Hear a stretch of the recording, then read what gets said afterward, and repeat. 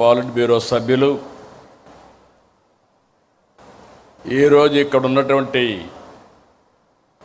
కేంద్ర రాష్ట్ర పార్టీ కార్యవర్గ సభ్యులు, అదే సందర్భంగా తెలుగు తమ్ముళ్లకు పసుపు సైన్యానికి శుభాకాంక్షలు. కమిటీ సభ్యులకు 1875 క్లస్టర్ల నుంచి వర్చువల్గా హాజరైన కార్యకర్తలు, నేతలకి స్వాగతం. మహానాడు అంటే కార్యకర్తల జోరు, పసుపు జెండా జోరు. ఈసారి వర్చువల్ మహానాడు కారణంగా వాహనాల హోరు తగ్గిందే కానీ మీలో జోష్ మాత్రం తగ్గలేదు, అది కనపడస్తా ఉంది. ఒకప్పుడు నేను దగ్గరుండి మీరందరూ కూడా ఉంటే దూరంగా ఉంటే కనపడరేమో కానీ ఇప్పుడు టీవీల్లో మీ యొక్క ఇది చూస్తున్నా 1875 క్లస్టర్లు కూడా అనుసంధానం చేశాం. ఎప్పటికప్పుడు సమీక్ష చేసుకుంటున్నాం. ఈరోజు మీరు చూస్తే లక్షలాది మంది ప్రారంభం రోజునే అదరగొట్టారంటే అది ఈ యొక్క మహానాడు ప్రత్యేకత. పశ్చిమాసియా యుద్ధ కారణంగా బాధ్యత కలిగిన పార్టీగా మహానాడిని హైబ్రిడ్ మోడల్గా వర్చువల్, ఫిజికల్ రెండూ కలిపి నిర్వహించుకుంటున్నాం. మారింది మీటింగ్ విధానమే కానీ మహానాడు విధానాలు కాదు. అన్ని విషయాలు చర్చిద్దాం, ఫలితాలను సమీక్షించుకుందాం, భవిష్యత్తు ప్రణాళికలు ప్రకటించుకుందాం. సమాజమే దేవాలయం, ప్రజలే దేవుళ్ళు అని 44 ఏళ్ల కిందం పుట్టిన పార్టీ తెలుగుదేశం. కూడు గూడు గుడ్డ నినాదంతో రాజకీయాలకు కొత్త అర్థాన్ని ఇచ్చింది తెలుగుదేశం. సంక్షేమం, అభివృద్ధి, సుపరిపాలనను పరిచయం చేసింది తెలుగుదేశం.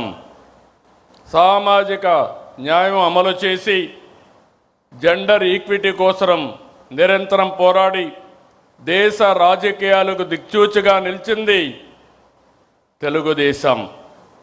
సంస్కరణలకు, విజన్ పాలిటిక్స్కు నాంది తెలుగుదేశం. నేటి తరానికి పార్టీ ఐడియాలజీని తెలియజెప్పాలి, తెలుగు జాతిపై ప్రభావాన్ని వివరించాలి. తెలుగుదేశం పుట్టుక, ప్రయాణం, ప్రస్థానం అన్నీ అద్భుతాలే, ప్రతి అడుగు సంచలనమే.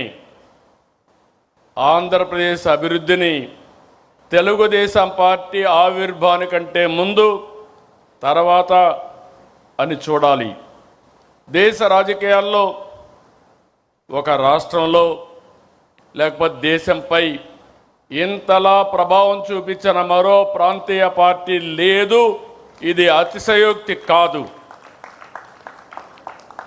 జాతీయ జెండా దేశానికి గౌరవం, పసుపు జెండా తెలుగువారి ఆత్మగౌరవం, ఆత్మవిశ్వాసం. ప్రతి ఒక్కరికి పసుపు జెండా చూస్తే ధైర్యం, నమ్మకం, భరోసా, ఆ వైబ్రేషన్సే వేరు. జనరేషన్లు మారాయి, టెక్నాలజీ మారింది, ప్రజల ఆలోచనలు మారాయి. కానీ నాటికి నేటికి తెలుగుదేశంపై ప్రజల అభిమానం, ఆదరణ చెక్కు చెదరలేదు. 44 ఏళ్ళు ప్రయాణం, 45వ సంవత్సరంలోకి ఎంటర్ అయ్యాం. నిరంతరం ప్రజల కోసం, ప్రజాస్వామ్యం కోసం ఎన్నో పోరాటాలు చేశాం. దాడులు, హింస, హత్యా రాజకీయాలు, అరెస్టులు, అక్రమ కేసులు, వేధింపులు జరిగిన ప్రజా పోరాటాలు ఆపలేదు. నర అంతకులు పీకలు కోస్తున్న పసుపు సైనికులు జెండా వదలలేదు.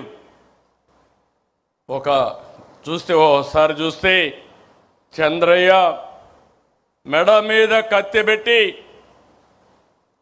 వాళ్ళు చెప్పినట్టు చేయకపోతే చంపేస్తామని బెదిరిస్తే జై తెలుగుదేశం, జై చంద్రబాబు అని ప్రాణాలు వదిలిపెట్టిన సంఘటన తెలుగుదేశం పార్టీకి ఒక స్ఫూర్తి.